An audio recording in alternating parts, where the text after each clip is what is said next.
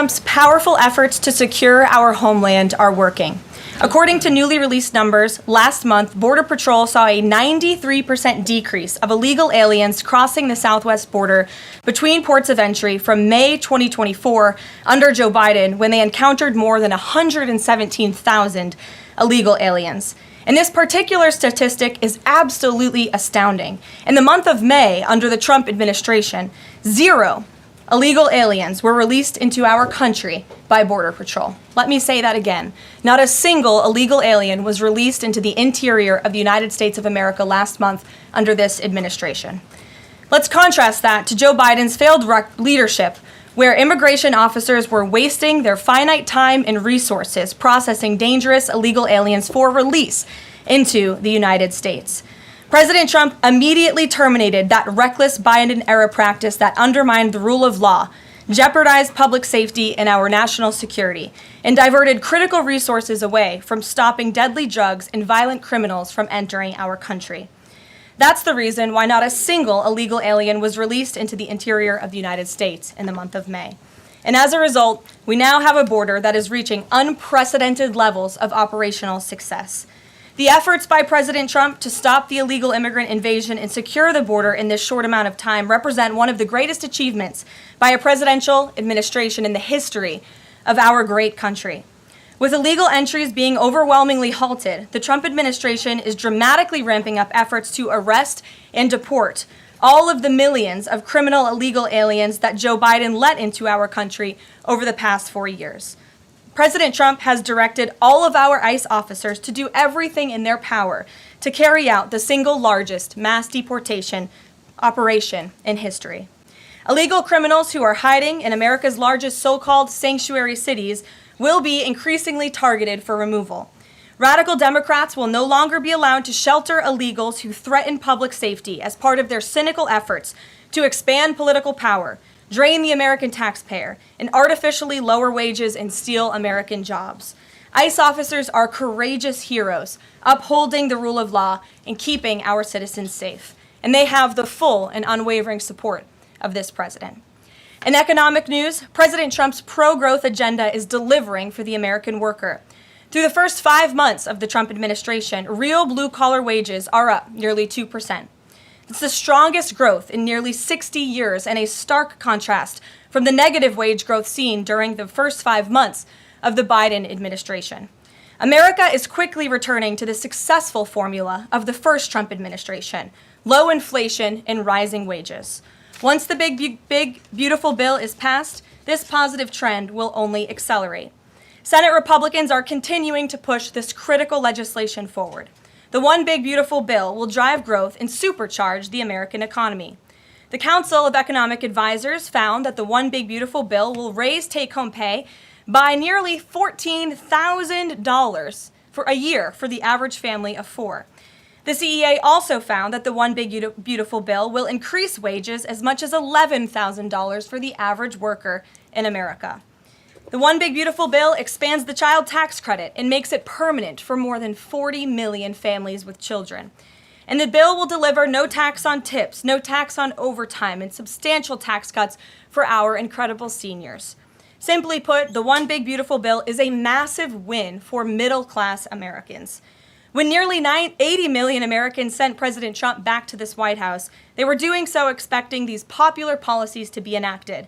Republicans in Congress have a mandate to deliver, and President Trump demands they send this historic bill to his desk for signature by Independence Day, July 4th.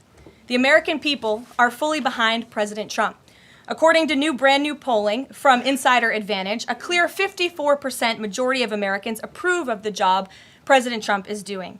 That's because this president is keeping his promises and taking action every day to improve their lives. And passing this bill will help fulfill a number of President Trump's core campaign promises. Now, regarding the ongoing situation in Iran, I know there has been a lot of speculation amongst all of you in the media regarding the president's decision-making and whether or not the United States will be directly involved. In light of that news, I have a message directly from the president, and I quote, "Based on the fact that there's a substantial chance of negotiations that may or may not take place with Iran in the near future, I will make my decision whether or not to go within the next 2 weeks. That's a quote directly from the president for all of you today. So we'll kick it off for questions here in our new media seat. We have Eli Lake from the Free Press. Eli, go ahead. And Thanks so much for having us. Thank you. For the Free Press. The decision to extend the, delay in enforcing the TikTok ban. Sure.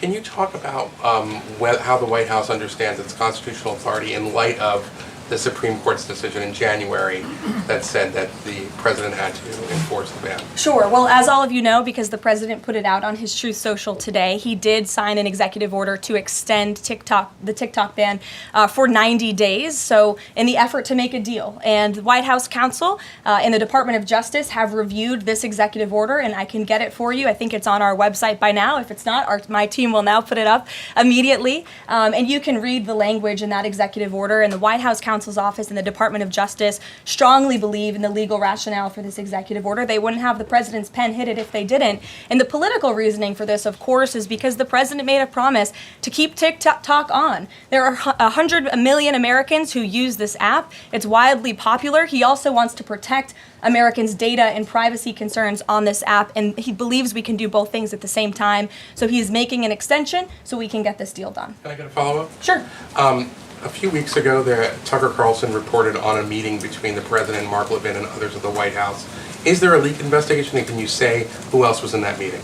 I'm not aware of a leak investigation at this time. I, for one, do not reveal details about the president's private meetings without his permission to do so. But certainly the president does not like when people leak. He takes that very seriously. This entire administration takes that seriously, and that's why you've seen at agencies some of the cabinet secretaries have been given the authority by the president to let go of staff who are engaged in such leaks, especially those that risk American national security. Sure. Go ahead. Karoline, thank you. So Rhino warmonger Lindsey Graham, he recently called on the U.S. to go all in. That's quite the lead to a question. Right. What's your message to everyday Trump supporters? Not the Tucker Carlsons or other big names, but everyday Trump supporters, grassroots who voted for President Trump to stop the wars, rejected this in the primary, going into another war with voting against Nikki Haley, and they want to see non-U.S. involvement in this war. What's your message?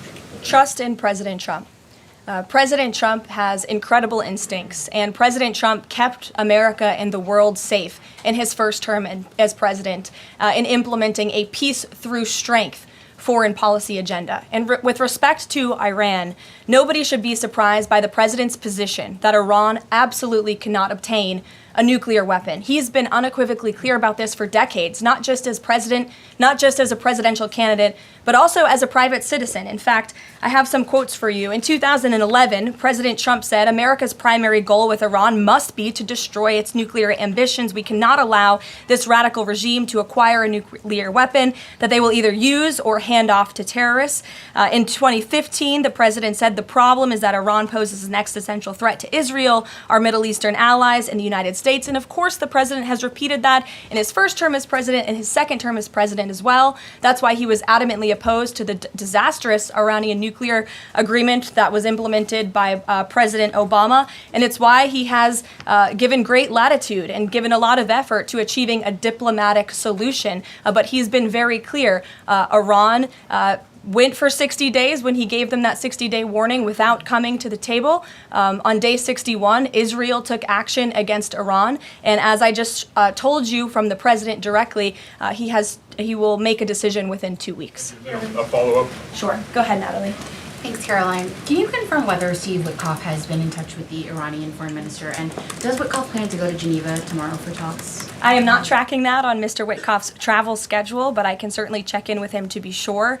As for correspondence between the United States and the Iranians, I can confirm that correspondence has continued. As you know, we were engaged with 6 rounds of negotiations with them in both indirect and direct ways.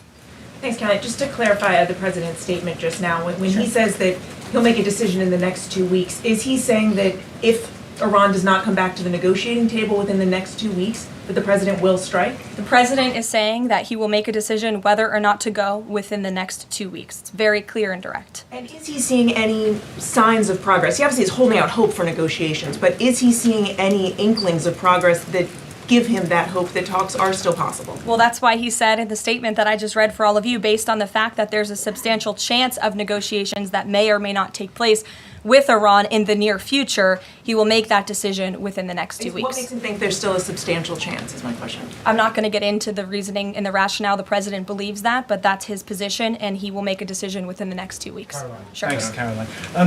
President Trump has said previously in regard to Russia, he's used this phrase about 2 weeks several times in terms of like, we expect like a 2-week deadline and then you give another 2-week deadline. How can we be sure that he's going to stick to this one on making a decision on Iran?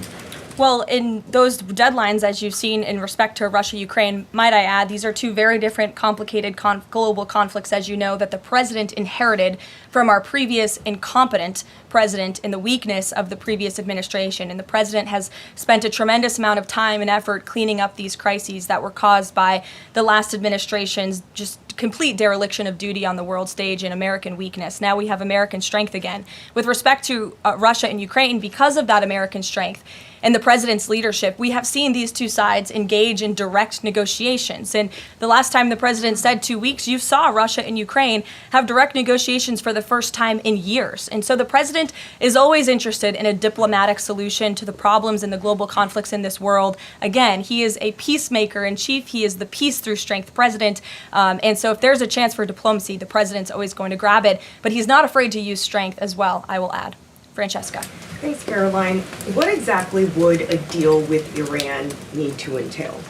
No enrichment of a uranium, and it would absolutely not. Iran is not absolutely not able to achieve a nuclear weapon. The president has been very clear about that. And by the way, the deal that Special Envoy Witkoff proposed to the Iranians was both realistic and acceptable within its terms, and that's why the president is sent that deal to them. To follow up on what you told Natalie, are the talks that the United States is currently having with Iran direct, or are those through intermediaries? And if so, which countries are acting as the intermediary right now? Out of respect for the ongoing discussions and negotiations, I am not going to get into the details of them. We've provided you confirmation for now. Go ahead. Sure, and then behind you too. Oh, okay. Sorry, so thanks. Sorry. On the topic of negotiations and talks, does the president have any hopes or specific expectations for the talks tomorrow between European foreign secretaries and their Iranian counterpart? Well, certainly the entire world is on the president's side when it comes to the fact that Iran cannot obtain a nuclear weapon. This is something that pretty much all of humanity, except for the Iranian terrorist regime themselves, agree upon. And so the president expects that Europe will deliver that message directly to the Iranians. Why does President Trump believe that this 90-day extension on TikTok will provide more runway perhaps than the previous extensions that haven't led to a divestment deal? Because it's more time to make a good deal. Simple question. Dasha? Thank you so much. I know things are going day by day. Right now, the president wants maximum optionality. Is the possibility of the U.S. getting involved in regime change in Iran at all on the table at this point? And then I have one on as well. Sure. The president's top priority right now is ensuring that Iran cannot obtain a nuclear weapon and providing peace and stability in the Middle East. On Medicaid, Caroline, Sure. The Senate put forward Medicaid provisions, particularly a lower cap on state provider taxes that hospitals have said would lead to mass closures, particularly in rural communities. Is the president willing to sign a bill that includes those provisions that Republican senators like Josh Hawley say will lead to hospital closures? Out of respect for the ongoing discussions that the White House is very much actively involved in with our friends in the United States Senate, I won't comment on that specific provision. Look, the bill hasn't been sent to the president's desk yet. There's more room for change. The president, for one, I will reiterate, has been very clear on his priorities with respect to Medicaid. He wants to see waste, fraud, and abuse ridden from the system to protect it for tax-paying citizens who deserve those much-needed benefits. He wants to prioritize the sick, the needy, the poor in this country who deserve those benefits, not the 1.4 million illegal aliens who are receiving them. And he wants to make sure this one big, beautiful bill kicks those illegal aliens off of this program to preserve it and protect it and strengthen it for the American people. And the president has been very clear in that message to his friends in the Senate. Jackie. Thank you, Caroline. Sure. logistically, if the Iranians are getting to Geneva, does that mean they've found a way to get to the White House? I am not going to get into hypotheticals, but as you heard from the president yesterday, they have expressed interest in doing so. There's a lot of Philip. pressure on the president to come to the aid of Israel. There's a lot of pressure on him to finish the job with force. How is he balancing the concern that if he doesn't choose to do that, that it would send a message to Xi Jinping about the U.S. commitment to Taiwan? Well, the president enjoys a very respectful and cordial relationship with China's president. He has long maintained that, even in his first term. And China and the United States share many strategic interests, both in terms of economics and also, of course, global affairs and foreign policy as well. However, when it comes to balancing these different viewpoints, the president is balancing a lot of viewpoints, and he is listening not just to other world leaders, but to his advisors and to people here in the country and the American people too. And I think that's what makes this president such a great leader, is his ability to listen and make a good decision on behalf of the American public based on his instincts and his experience. Don't forget, this is a president who was here before, and the world was a much more peaceful and stable place when he left office than when he came back in after the past 4 years of complete incompetence by the previous president. Philip, go ahead. Thank you, Caroline. Two quick questions. When the president says Iran is very close to a nuclear weapon, is he relying on U.S. intelligence or intelligence sharing from an ally to make that assessment? It is a fact, and the United States government maintains this fact, that Iran has never been closer to obtaining a nuclear weapon. And then if the U.S. were to take some type of military action, would the president go to Congress to seek war authority? I'm not going to engage in hypotheticals. I gave you the statement from the president. He'll make a decision within 2 weeks. Thank you, Caroline. Sure. Go ahead. Thanks, Karoline. Mary and then Elizabeth. Two questions, one on Iran and then the second on something Jasmine Crockett said this morning. So given that we know the Iranian government did order an operative to assassinate the president, is there concern that Iran might respond with non-traditional military ways to some kind of strike on Iran, such as another assassination attempt? And has the Department of Justice looked into this last attempt on the president's life? I believe Secret Service and the FBI have looked into the 2 assassination attempts that took place against the president, both of which were sad days in our nation's history. So I would defer you to the Department of Justice on where those investigations stand. But as for your question regarding Iranian retaliation, I'm not going to engage in hypotheticals again, but I can assure the American public and the world that this administration is prepared and ready to defend American interests and assets, not just in the region, but here on our homeland as well. Thank you. And then really quick on Jasmine Crockett, she said, I believe, that Trump supporters are mentally ill before calling for bipartisan support against the president. Can you respond to that, especially considering she's a rising star in the Democrat Party right now? She is a rising star. It's quite something to behold, actually. I hope that she continues to be a rising star for the Republican Party, at least. I think it's incredibly derogatory to accuse nearly 80 million Americans of mental illness. The last time I checked, Jasmine Crockett couldn't dream of winning such a majority of the public as President Trump did. And the America First movement, which President Trump has built, is filled of hardworking patriots, the forgotten men and women, business owners, law enforcement officers, nurses and teachers, and middle America, as we all know, from where you all grew up, outside of this beltway. That's who makes up this president's movement. And Jasmine Crockett should go to a Trump rally sometime and she can see it for herself. Jennifer. One on North Korea and one on China. On North Korea, they launched some rockets into the ocean today.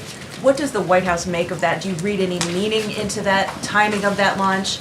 And then on China, do you have any reaction to Xi Jinping's offer of intervening in Iran diplomatically? And are you seeing any signs that China would get involved militarily to support Iran?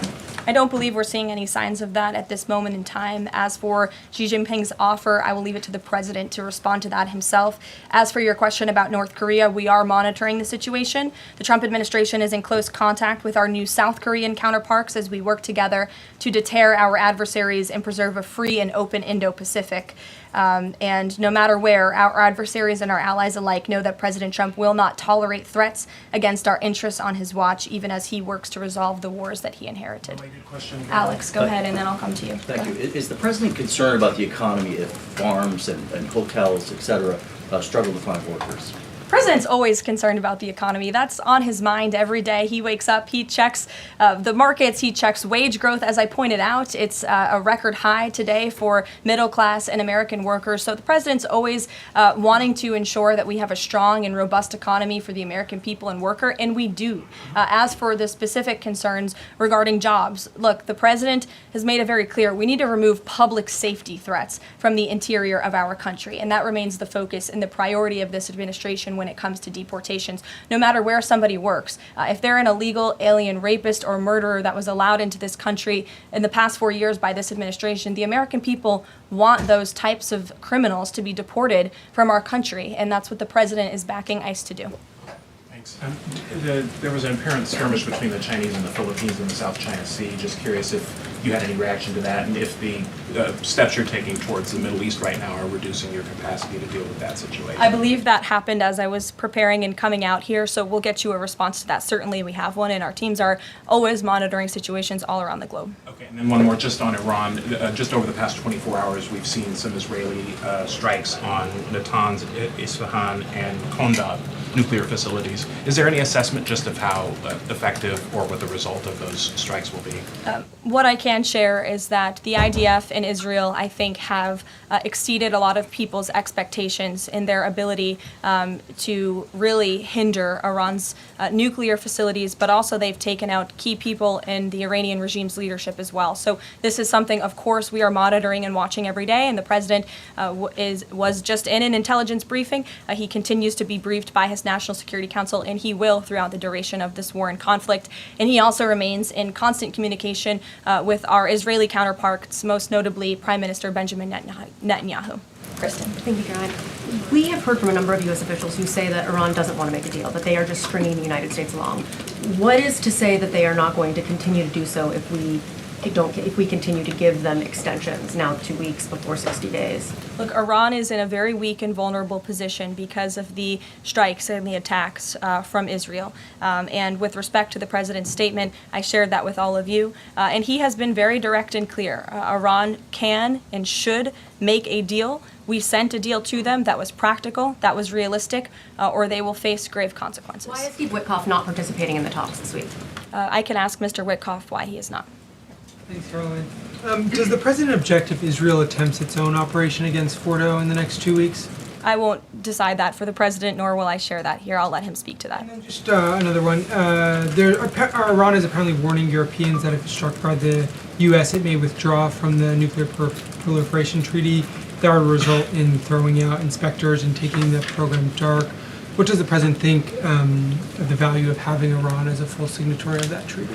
Well, that's reckless rhetoric, but I understand the Europeans are meeting with the Iranians tomorrow, so we'll see how that meeting goes. Just one more on Juneteenth. Does the president plan to commemorate the holiday today or make any comment on it? I'm not tracking his signature on a proclamation today. I know this is a federal holiday. I want to thank all of you for showing up to work. We are certainly here. We're working 24/7 right now. Nikki, go ahead. Actually, that was my question. Will you plan to mark Juneteenth in any way, either today or with an event later on, maybe next week? Sure. I just answered that question for you. Go ahead. Thank you very much, Caroline. The fact that this president is giving some time and space for diplomacy, another 2 weeks, does it mean that the president is trying his best to avoid a direct conflict with Iran? I think the president has made it clear he always wants to pursue diplomacy, but believe me, the president is unafraid to use strength if necessary. And Iran and the entire world should know that the United States military is the strongest and most lethal fighting force in the world, and we have capabilities that no other country on this planet possesses. Owen. Caroline, good afternoon. The Supreme Court, as you know, has upheld Tennessee's ban on transgender medical procedures for minors, puberty blockers, hormone therapy, etc. The White House reaction to that, please. That's a huge victory for America's children, and it's obviously something this administration believes strongly in, that young minor children should not be allowed to be subjected to chemical castration and mutilation. The president himself has taken very strong orders, or has signed very strong executive orders on this, and we are grateful for Tennessee's efforts to protect our children, and we are grateful the Supreme Court ruled on the side of the law, but also on the side of protecting America's innocent children. Elizabeth, go ahead. Sorry, I skipped you earlier. Thank you so much. Secretary of State Marco Rubio announced new vetting procedures on student visas. Will this serve as a model for vetting other foreign visas?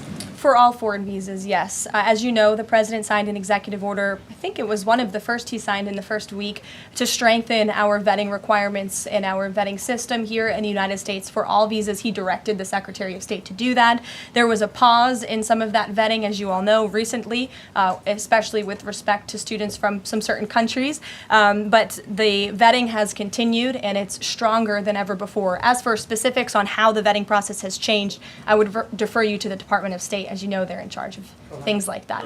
Rob. Thank you. To what extent is this 2-week delay with Iran the result of interventions by the likes of Tucker Carlson, Marjorie Taylor Greene, or the entreaties of European leaders who want a de-escalation? Look, the president hears all voices across the country, and he makes decisions based on his instincts. And he has always said diplomacy is his first option. And is he still planning to attend the NATO summit next week? He is, yes. We will be departing from Washington on Monday morning, and hopefully we'll see some of you there. Kayla. Thanks, Caroline.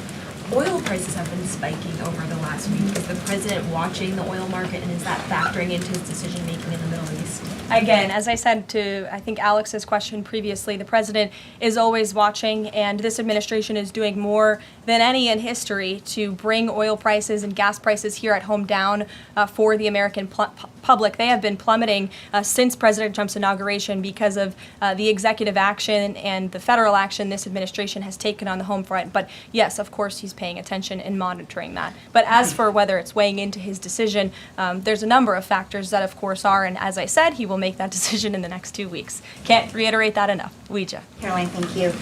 With regard to a potential deal, Iran has said it will not negotiate under duress. Does the president believe there should be a ceasefire in these next 2 weeks as the U.S. tries to broker a deal? That's not what he said in the statement he dictated to me, so I won't get ahead of the president or add anything additional to the statement that he gave me the liberty to share with all of you. And then just to follow up on how close Iran is to a nuclear weapon, can you clarify when the president said a few weeks away, did he mean obtaining enough enriched uranium to start building a weapon, or did he mean Iran is a few weeks away from completing the production of a weapon? I'm glad you asked that, Ouija. It's an important question, and it's one, frankly, the media has been getting wrong. Let's be very clear. Iran has all that it needs to achieve a nuclear weapon. All they need is a decision from the supreme leader to do that, and it would take a couple of weeks to complete the production of that weapon, which would, of course, pose an existential threat not just to Israel, but to the United States and to the entire world. And that is something that the entire world, including countries like Russia, is in agreement with, that Iran should not and cannot obtain a nuclear weapon. And that's why the president believes that, and he's believed that, again, not just his political career, but frankly, his entire life. So it Michael. sounds like it's the former, just to be clear. That Correct. they have the components. Okay, Correct. thank you. Michael. Caroline, as we look forward to the NATO summit next week, Spain right now is threatening not to oblige the president's request for all NATO countries to spend at least 5% of their GDP. Does the president take issue with this, with Spain right now? I didn't see Spain's comments. I'll make sure the president sees them, and I can assure you he wants to see all European countries pay their fair share and meet that 5% threshold. It's only fair considering the American taxpayers have given a significant chunk of money to the tune of billions of dollars to support our mutual interests and our assured defense. So I will let him speak to that, but he's made his priorities for our European allies quite clear, including Spain. Thank you, Caroline. One last question. When it comes to the president's position on foreign policy in general, is there a phrase that the White House has coined? Is there a Trump doctrine? Does the president like to talk about this? Anyone here in the White House talking about this? And if so, if there is something akin to a Trump doctrine, how would you define it? America first, always. And with that, I think I'll leave you. I know there's a lot of news in the world right now. As you know, our team is always here to answer your questions, and the president, I am sure, will take more questions from you guys at some point this week, as he always does in the effort of transparency. I appreciate your being here on a federal holiday, and we'll see you later. Thank you.